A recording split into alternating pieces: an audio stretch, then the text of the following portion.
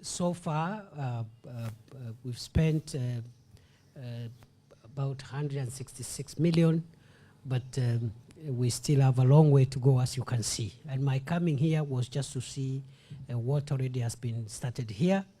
As I have said, what we have behind us here is like, you know, the first project, which is behind us here, which will be the first among so many other projects that we want to set up here, including dormitories, a training center, workshops, and so forth and so on. We will even have staff houses so that our doctors and service providers can reside here with their clients and support them until they are fully treated.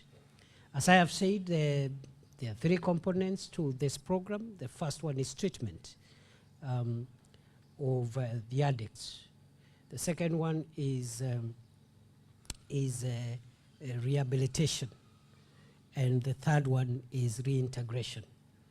Reintegration requires us to put up a training facility here where after the patients are fully treated, which is anywhere between 6 months and 2 years, depending on the levels of addiction. Once they are fully treated, we will run courses here.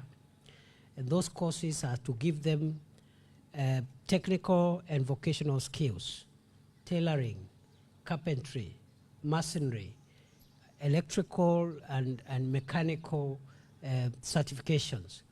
And we are working with the NITA, that is the National Industrial Training Authority, which will certify our training center here so that we have a comprehensive reintegration program. We are also thinking as a ministry, those patients who are fully treated and they have the proper skills, we're going to establish a small fund to give them startup capital to go back home and start being productive again and become useful members of our society. Brothers and sisters, fellow Kenyans, getting addicted to drugs and alcohol could happen to any person. It could happen to your children, to your brothers and sisters, and if your brothers and sisters are safe, it could happen to your neighbor. And today, many homes in the country are affected by this problem. It is a serious threat to our nationhood because it is wasting away many of our productive men and women who are unable to engage in their socio-economic activities, and instead they are wasting time taking drugs and destroying their health. Many families are broken as a result of this problem, and it is costing the country a lot in terms of even the healthcare burden and also in terms of security. There is a direct linkage between the use of drugs and alcoholism and the spike in criminal incidents of crime. And therefore, what we have done across the country is to classify the problem of manufacture, use, sale, distribution, and consumption of narcotic drugs and illicit alcohol a national security threat. And we are classifying it that way so that we can engage all the machinery of the state and of the nation to combat these vices and redeem our generation, so that when the adults who are here today expire from the world, we can hand over this country to a younger generation, our children, who are sober, upright, hardworking, and productive people. At the moment now, this problem is big across the country. No region of our country is free from this problem. No part of Kenya has been spared. In some areas, the problem is the dangerous drinks and alcoholism. In other areas, it is hard drugs, especially here in Mombasa. It is hard drugs, heroin and bangi and so forth and so on. So we are treating this with the seriousness it deserves. On 6th of March this year, we announced a 25-point plan to fight illicit alcohol, narcotic drugs and psychotropic substances in all the 47 counties of our country. That program is ongoing. And that program, as we said on that day, is going to be merciless, ruthless, focused, and extremely decisive, so that we are not distracted by the things that have distracted us in the past, whenever as a country we have tried to confront this problem. And therefore, for us as the managers of our national security, we are seized of this matter, and we have instructed all our colleagues in the field, including the team here in Mombasa, to take this fight seriously. It is going to be a timeless war, the same way the war against terror is timeless. We have no period in sight. We will fight this problem until Kenya is free from drugs and alcohol. And believe you me, fellow Kenyans, it's going to work this time round. We do not want to politicize the matter, and we have asked our brothers and sisters who are politicians to keep off this matter. It's a law enforcement matter, and leave the law enforcement agencies of the state to do their mandate. It's not a political issue. We are not in a political process of either punishing or rewarding anybody, and we remain focused as such. The other issues that have given us problems in past nationwide operations and programs like this one is trying to bring in economic and commercial issues, and the discussion around businesses and the right of people to do businesses.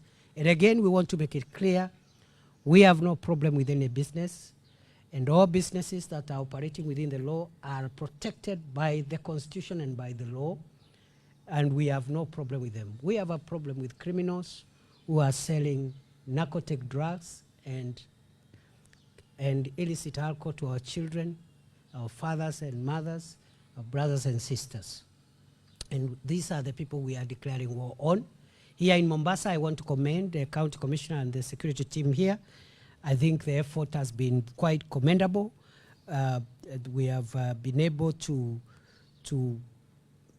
seize quite a number of substances, including illicit brews, in various measurements. I don't have time to go through the records. The County Commissioner can share with you the statistics a little later. We have also seized huge amounts of bangi, about 3,903 rolls, 29 stones and 24 sticks. We have also been able to seize heroin, 97 sachets, 10 tablets of clozapam, 160 prescription drugs, and also we have also been able to confiscate shisha facilities and equipment here in Mombasa. So we've done quite a good progress. It is non-compliant alcohol outlets have also been closed, 260 of them. Either they were operating without licenses, or they were licensed by the county government contrary to the applicable national law. Our constitution provides that any laws, directives, or regulations of the county governments that contradict national law, then the national law supersedes the county laws. And therefore, licenses which have been given contrary to the Alcoholic Drinks Control Act have been declared a nullity, and they have been we have been able to shut down 160 outlets. As I gave the statistics last week, we are now approaching the 20,000 mark on the premises we have shut down across Kenya, either operating without licenses or operating with licenses that are issued contrary to the applicable national law. We have also shut down 14 distilleries illegally operating, manufacturing poisonous drinks and selling to our people across the country. And besides shutting them down, we have destroyed their production infrastructure to make sure that the ability to continue manufacturing those poisonous substances is destroyed. So by and large, I am happy And I want to ask my colleagues, my brothers and sisters in the enforcement agencies, GAO, police, NACADA, KRA, KEBS, Coast Guard, anti-counterfeit agency, and everybody else. Let us take this war seriously. And this time round, we have said, we must, as public officials, demonstrate public confidence and stakeholder confidence in this war. How do we do that? We make sure we only carry out operations that have been approved by the security team so that we don't have people harassing members of the public, taking advantage of the enforcement measures that are happening. No officer is allowed to carry out their own operations. They must be discussed, agreed at the local level, county, sub-county, etc., etc. We have also said that as public officers, we will remove ourselves from any cases of conflict of interest.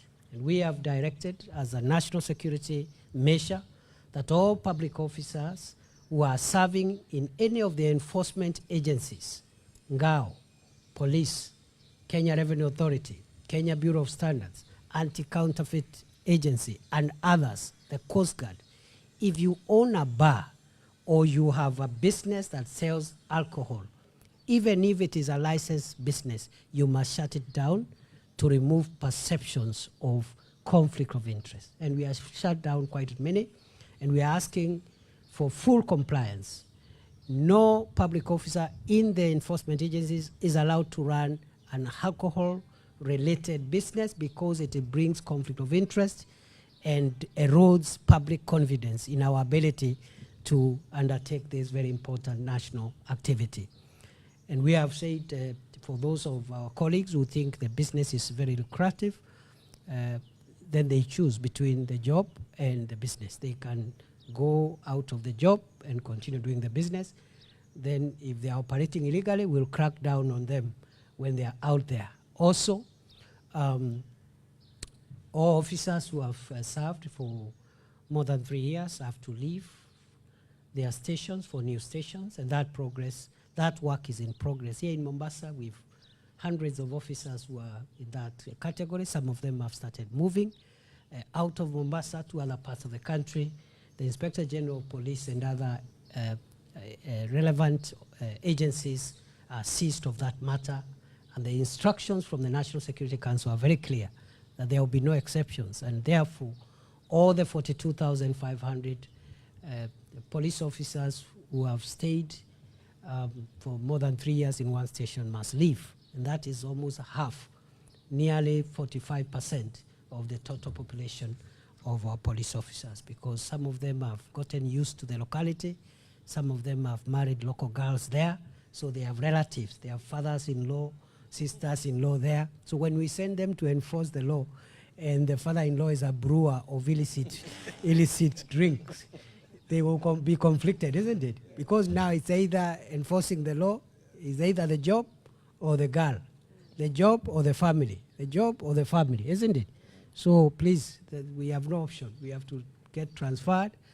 We also have to remove ourselves from conflict of interest. You cannot open another business that doesn't conflict with your law enforcement duties. You can open an M-Pesa, you can open something else, a barber shop.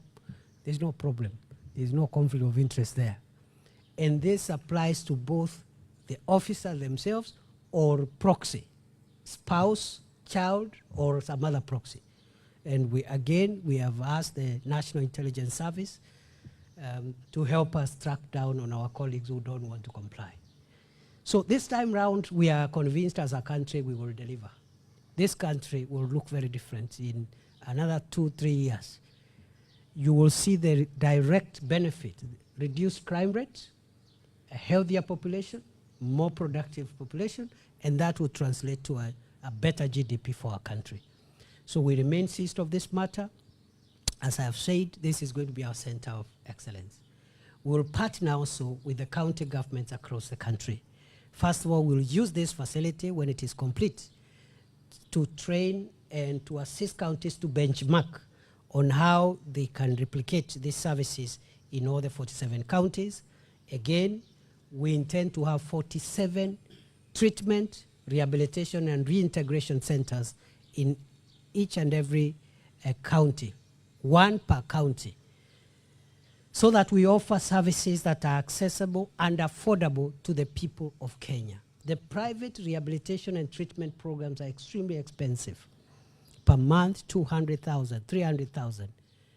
The services we are offering here are free services offered by the government of Kenya to treat, rehabilitate, and reintegrate our brothers and sisters. And we're going to get a package for them to start them off back in the society as productive people. Therefore, we want also counties to partner with us. At the moment, we have requested them in the existing hospitals in the counties to have a ward which is dedicated to patients who are related to this problem, even as we open up the rehabilitation centers. So we are very upbeat about this. As once again, I want to assure you, we will succeed. The support of the public has been extremely, extremely high.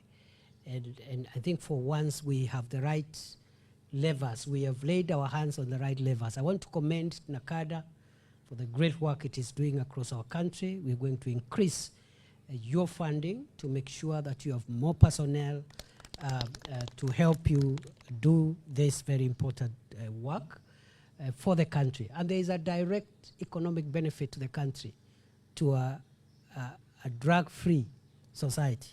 Direct, more productive people, and better GDP outputs, and happier families, and healthier families who have no complications. So right now, I have heard the needs that we require here, S-Checker needs. I want to promise that what NACADA has requested, immediately 50 million will be availed so that they can be able to continue with the ongoing construction of the training center, which is a priority project. And then we'll make sure that in the shortest time possible, the entire 1.3 billion shillings is availed to complete and commission this center of excellence. It's going to be the biggest in Kenya and possibly within Africa. This will be one of the best facilities in our region. Nataka niachie hapo. And I even forgot that part of our problem is also coming from the sea. So we have discussed ourselves, the Kenya Coast Guard Services, in partnership with our brothers and sisters from the Kenya Defense Forces, the Kenya Navy in particular. We are increasing the capacity of both the Coast Guard and the Navy to surveil our territorial waters in the Indian Ocean, to make sure that we are able to intercept the unholy alliance between big ships in the high seas and small boats, which are being used sometimes by crooked drug peddlers to go and offload some drugs to come and sell to our people. Otherwise, for the drug peddlers, your days are over. I will not say they are numbered, they are over. We will come for you like we are going for terrorists, because the harm you have caused is worse. If you look at the people who have been destroyed by drugs, they are even more than the people who have been killed by terrorists in the last 10 years. The last 10 years, we have lost civilians and officers, 500 people in our country to terrorism. All terror attacks included. Drugs have killed thousands of people. So the drug peddlers, the time is up. Wakati umekwisha, either ujisalimishe ama tukutafuti. Yeah. Any person selling drugs here, it doesn't matter their rank, their status, whoever they are, whoever they know, either they hand over themselves to the nearest police station or we will go looking for them. Nataka niwashukuru, na leo ni Ijumaa. Nawatakia Ijumaa njema kwa wale ni Waislamu. Vile vile najua mko katika mwezi wa Ramadhan, wale ambao ni Waislamu. Nawatakia kila laheri katika saumu yenu mnapoenda kukamilisha mwezi wenu wa Ramadhani. Mimi nataka niwahakikishie kero hili la mihadarati, madawa ya kulevya na pombe haramu tumelivalia njuga, na safari hii hakuna chochote kisasimama mbele ya serikali ya Kenya na kuharibu mitambo na uwekezaji ambao umewekwa kutengeneza vileo vya sumu na mihadarati. Magari yote ambayo yanatumika kusafirisha mihadarati tutayatoa kwa umma. Majumba yote ambayo yanatumika kuhifadhi mihadarati tutayaharibu kulingana na sheria ambayo imewekwa katika nchi yetu ya Kenya. Kwa hivyo mimi sitaki kuongea kuzidi hapo, na watakia kila laheri, na kwa sababu tuko safarini, naomba msiniulize maswali kwa sababu sasa niko na Kilifi, niko na... But you are many. How can many people ask one question? Who asks on behalf of everybody?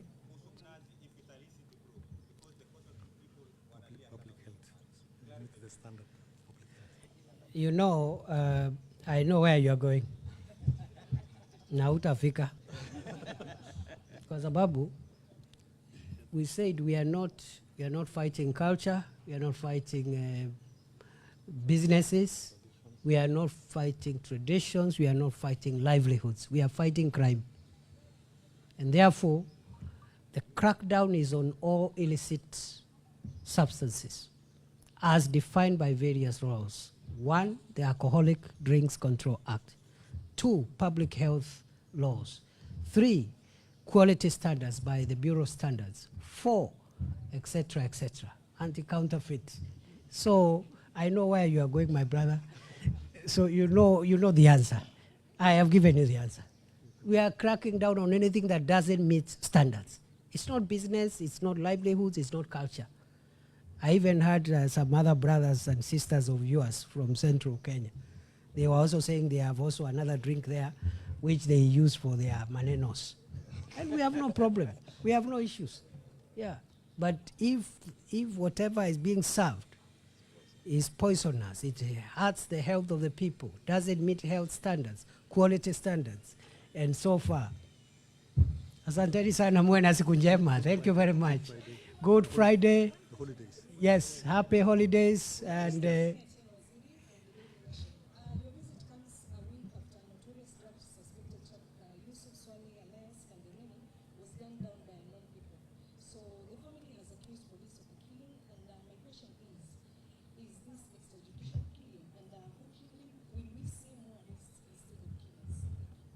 what is the name again of...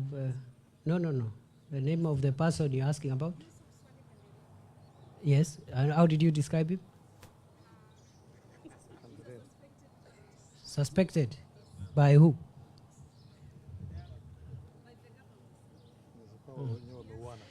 So I think the best way, let me answer your question as follows. If family members of a deceased person have lost their person, they should record a statement with the police immediately so that we can find out exactly what happens. Because many things happen, and because people know we are hard on terrorists and drug people, very early people start thinking maybe it's the police and so forth and so on. But I want to say that our police officers operate within the law. You have asked whether there is extrajudicial killing. Extrajudicial killings are illegal and unconstitutional. We don't condone them. But if someone has died in mysterious or suspicious circumstances, let the family and next of kin record a statement, and we are going to investigate very thoroughly and find out, because some of these criminal gangs, they even compete against each other, they even harm one another among themselves. So you can't tell. So I need to be briefed and updated on that one. If somebody has already made a complaint at the police station, and then we take it up from there. But get assured, we have issued very, very strict directives to our law enforcement officers. 1, not to engage in extrajudicial killings.